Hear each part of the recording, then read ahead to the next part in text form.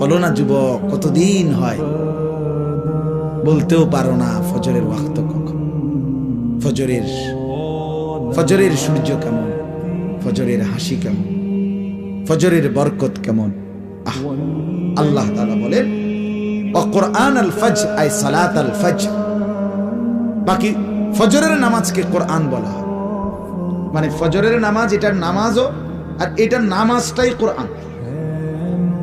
তাফসিরে লিখছে মানে হলো এই, ফজরের নামাজ যেন কোরআনুল কারীমের লম্বা তেলাওয়াত দিয়ে মোড়াইয়া প্যাকেটিং করিয়া ফজরের নামাজ দেওয়া হয়েছে।